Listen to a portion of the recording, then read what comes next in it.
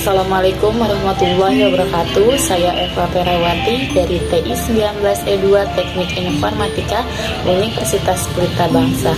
Di sini saya akan menjelaskan mengenai materi OSI layer.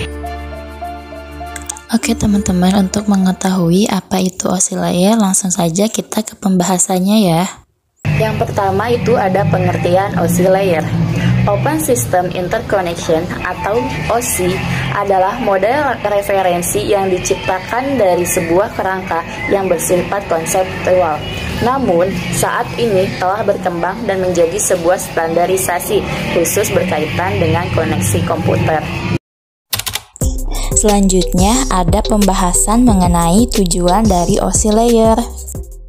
Nah, selanjutnya yaitu tujuan dari pembuatan OSI layer. Tujuan pembuatan dari OSI layer adalah menjadi model rujukan bagi setiap vendor atau developer sehingga produk atau perangkat lunak yang dibuat memiliki sifat interpolate, yang berarti user dapat melakukan kerjasama dengan produk atau sistem tanpa perlu melakukan penanganan secara khusus atau spesial. Oke, selanjutnya mengenai lapisan OSI layer. Nah, ada berapa lapisan sih dari OSI layer? Kemudian, apa saja lapisan-lapisan tersebut? Berikut merupakan penjelasannya. OSI layer sendiri memiliki 7 model layer. Yang pertama yaitu application layer atau lapisan ketujuh. Application layer adalah lapisan yang menjadi pusat center terjadinya suatu interaksi antara pengguna atau end user dengan aplikasi yang bekerja menggunakan fungsionalitas sebuah jaringan. Selain itu juga mempunyai fungsi untuk melakukan konfigurasi mengenai bagaimana cara aplikasi dapat bekerja menggunakan ratio jaringan. Selanjutnya ada presentation layer atau lapisan keenam. Lapisan yang keenam adalah presentation layer, di mana mempunyai fungsi untuk mentranslasikan format data yang akan ditransmisikan oleh aplikasi melalui jaringan ke dalam format yang dapat ditransmisikan oleh sebuah jaringan. Selanjutnya yaitu session layer atau lapisan kelima.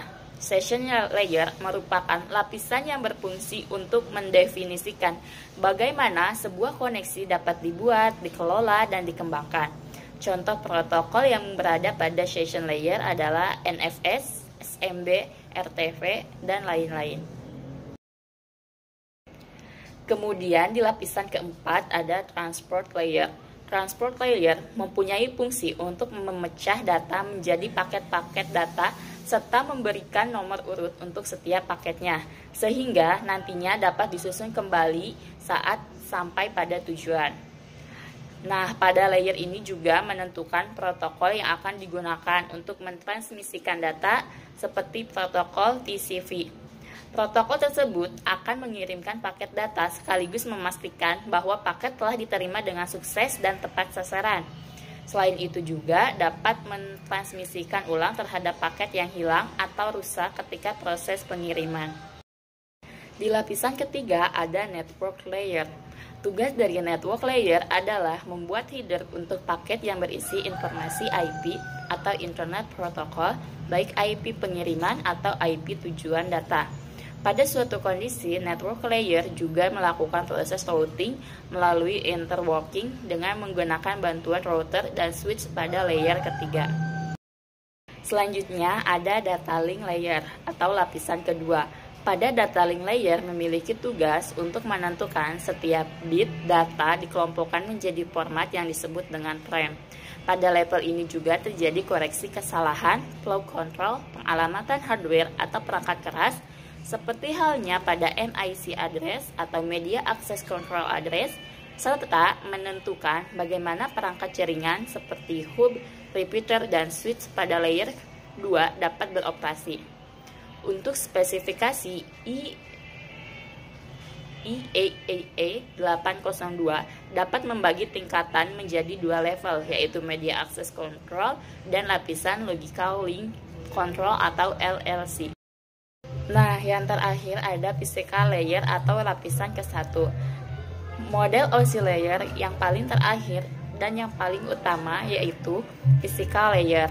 Fungsinya adalah untuk mendefinisikan media transmisi jaringan, sinkronisasi bit, metode pensinyalan, serta membangun arsitektur jaringan seperti pengkabelan dan topologi jaringan. Pada tahapan atau level ini juga mendefinisikan mengenai bagaimana sebuah NIC atau Network Interface Card dapat berinteraksi secara langsung dengan media kabel dan perangkat radio.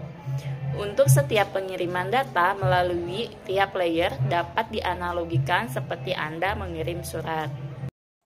Nah teman-teman, dari ketujuh lapisan OC layer memiliki fungsi yang berbeda.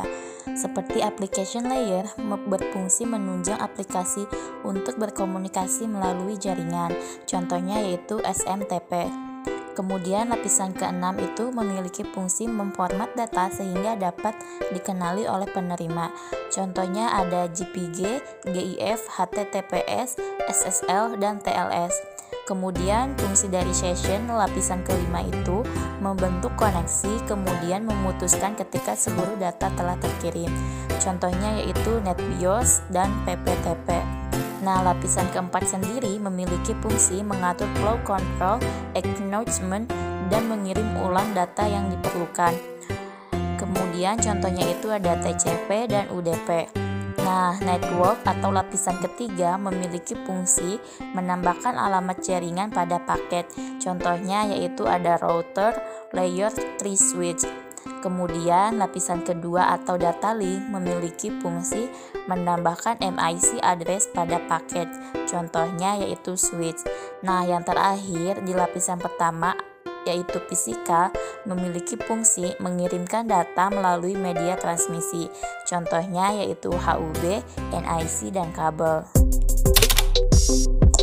Nah, kemudian untuk mengetahui bagaimana cara kerja OC layer itu sendiri, kalian bisa menyimak pembahasan berikut ini ya. Selanjutnya yaitu cara kerja OC layer. Untuk memahami cara kerja OC layer sendiri, Anda dapat membayangkan dengan tahapan dalam mengirim surat. Agar surat sampai kepada penerima dengan baik dan tepat, maka harus melewati berbagai tahapan pengiriman sesuai dengan prosedur yang telah ditetapkan sebelumnya. Nah, berikut ini merupakan beberapa penjelasan mengenai cara kerja dari OC layer.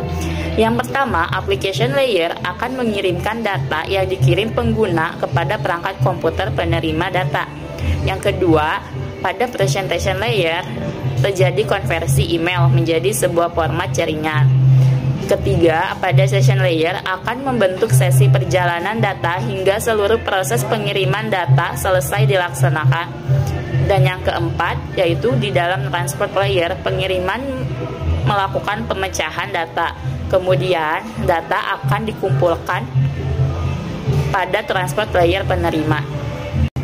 Kelima, network layer membuatkan sebuah alamat sehingga dapat menuntut dan mengarahkan data hingga sampai pada tujuan yang benar. Selanjutnya, di dalam data link layer akan dilakukan pembentukan data link menjadi frame serta alamat fisik. Dan lapisan paling utama tepatnya physical layer, data akan dikirim melalui medium atau perantara jaringan menuju lapisan transport penerima. Dan langkah yang terakhir yaitu alur jalannya proses akan berbalik dari physical layer menuju application layer, nantinya mengarah pada jaringan komputer penerima. Nah, berikut ini merupakan beberapa kesimpulan yang diperoleh dari materi OC layer kali ini. Semoga bermanfaat ya bagi teman-teman semua. Oke, berikut ini merupakan slide terakhir dari materi yang saya sampaikan, yaitu kesimpulan. Kesimpulannya yaitu OC layer adalah mode referensi yang dikembangkan untuk menciptakan sebuah kerangka yang bersifat konseptual. Nah, yang kedua yaitu OC layer juga memiliki 7 mode layer yang terdiri atas application, presentation, session, transport, network, data link, dan physical layer.